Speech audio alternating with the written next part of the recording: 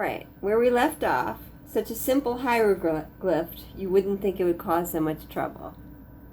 As soon as I spoke the word, the symbol blazed in the air between us. A giant fist the size of a dishwasher shimmered into existence and slammed Camper Boy into the next county.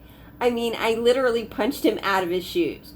He rocketed from the river with a loud suck plop, and the last thing I saw was his bare feet achieving escape velocity as he flew backward and disappeared from sight. No, I didn't feel good about it. Well, maybe just a tiny bit good.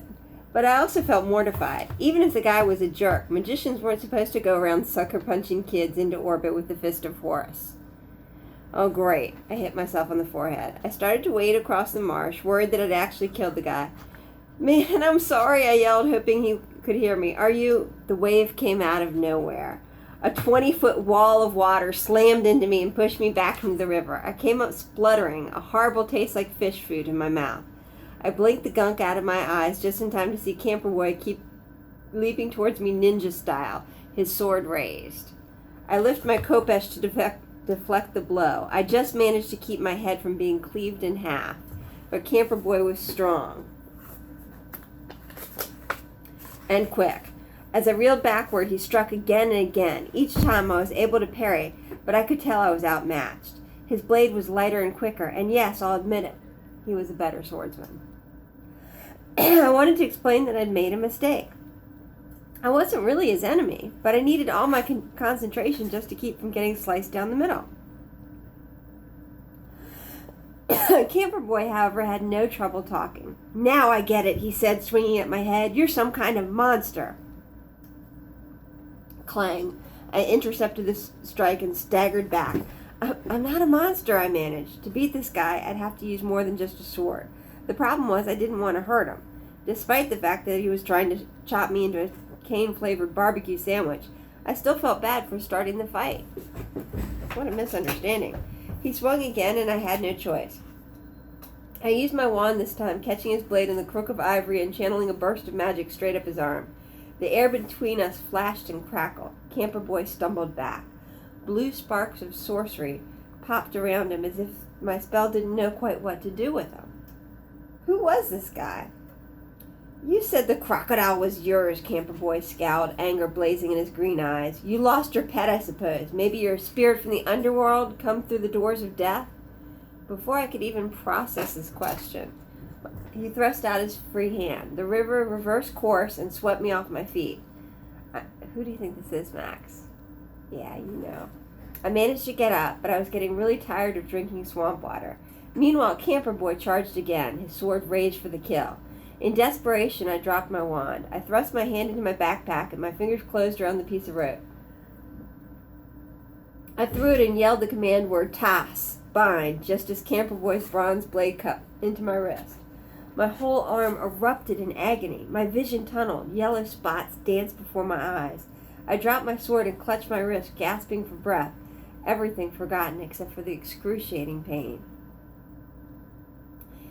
In the back of my mind, I knew Camper Boy would kill me easily. For some reason, he didn't. A wave of nausea made me double over. I forced myself to look at the wound. There was a lot of blood, but I remembered something Jazz had told me once at the infirmary at Brooklyn House. Cuts usually look a lot worse than they are.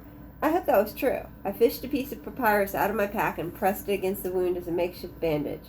The pain was still horrible, but the nausea became more manageable. My thoughts started to clear, and I wondered why I hadn't been skewered yet. Camper Boy was sitting nearby in waist-deep water, looking dejected. My magic rope had wrapped around his sword arm, then lashed his hand to the side of his head. Unable to let go of his sword, he looked like he had a single reindeer antler sprouting next to his ear. He tugged at the rope with his free hand, but of course he couldn't make any progress.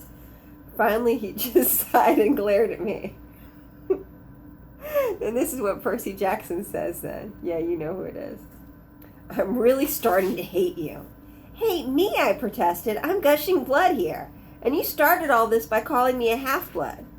Oh, please. Camper Boy rose unsteadily, his sword antenna making him top-heavy. You can't be immortal. If you were, my sword would have passed right through you. You're not a spirit or a monster, so you've got to be a half-blood. A rogue demigod from Kronos' army, I guess. Most of what this guy said I didn't understand, but one thing sank in. So, when you said half-blood, he stared at me like I was an idiot. I meant demigod. Yeah, what do you think I meant? Said Percy Jackson. I tried to process that. I'd heard the term demigod before, but it wasn't an Egyptian concept.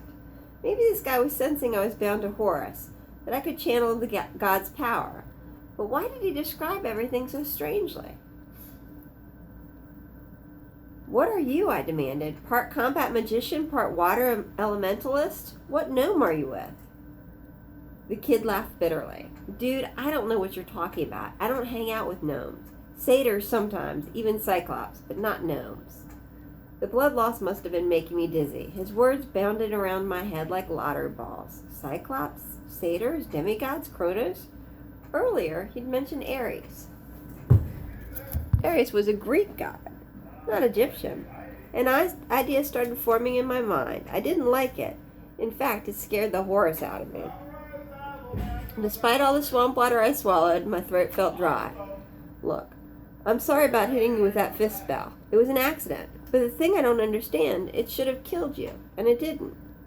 That doesn't make sense. Don't sound so disappointed, he muttered. But while we're on the subject, you should be dead too. Not many people can fight me that well. And my sword should have vaporized your crocodile. For the last time, it's not my crocodile.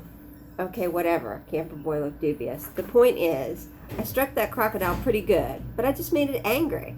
Celestial bronze should have turned it to dust. Celestial bronze, I said. Our conversation was cut short by a scream from the nearby subdivision, the terrified voice of a kid. My heart did a slow roll. I really was an idiot. I'd forgotten why we were here. I locked eyes with the camper boy. We've got to stop the crocodile. Truce, he suggested. Yeah, I said. We can continue killing each other after the crocodile is taken care of. Deal, he said. Now could you please untie my sword hand from my head? I feel like a freaking unicorn. I won't say we trusted each other, but at least now we had a common cause. He summoned his shoes out of the river. I had no idea how, and he put them on. Then he helped me bind my hand with a strip of linen and waited while I swigged down half of my healing potion. After that, I felt good enough to race after him toward the sound of the screaming. I thought I was in pretty good shape. What with combat, magic practice, hauling heavy artifacts, and playing basketball with Khufu and his baboon friends. Baboons don't mess around when it comes to hoops. Nevertheless, I had to struggle to keep up with Camper Boy, which reminded me, I was getting tired of calling him that. What's your name? I asked, wheezing as I ran behind him.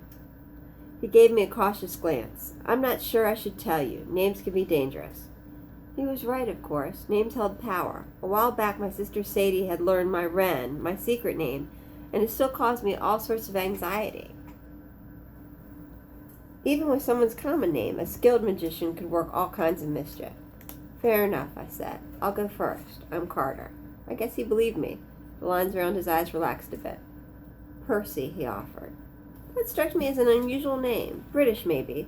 The kid spoke and acted very much like an American. We jumped a rotten log and finally made it out of the marsh. We'd started climbing a grassy slope towards the nearest houses when I realized more than one voice was screaming up there now. Not a good sign. Just to warn you, I told Percy, you can't kill the monster. Watch me, Percy grumbled. No, I mean it's immortal. I've heard that before, said Percy. I've vaporized plenty of immortals and sent them back to Tartarus. Tartarus, I thought? Talking to Percy was giving me a serious headache. It reminded me of the time my dad took me to Scotland for one of his Egyptology lectures. I tried to talk with some of the locals, and I knew they were speaking English, but every other sentence seemed to slip into an alternate language. Different words, different pronunciations, and I wondered what the heck they were saying. Percy was like that. He and I almost spoke the same language, magic, monsters, etc., but his vocabulary was completely wrong. No, I tried again, halfway up the hill. The monster is a Petsutkos, a son of Sobek. Who's Sobek, he asked. Lord of Crocodiles, the Egyptian god. That stopped him in his tracks. He stared at me, and I could swear the air between us turned electric. A voice very deep in my mind said, Shut up, don't tell him any more. Percy glanced at the khopesh I'd retrieved from the river, then the wand at my belt. Where are you from? He said. Honestly. Originally, I asked, Los Angeles. Now I live in Brooklyn. That didn't seem to make him feel any better. So this monster, this Petsuko or whatever. Petsukos, I said. It's a Greek word, but the monster is Egyptian. It was like a mascot of Sobek's temple, worshipped as a living god. Percy grunted. You sound like Annabeth. Who? Nothing. Just skip the history lesson. How do we kill it? I told you. From above came another scream, followed by a loud crunch, like the sound made by a metal compactor. What's going to happen next, Max?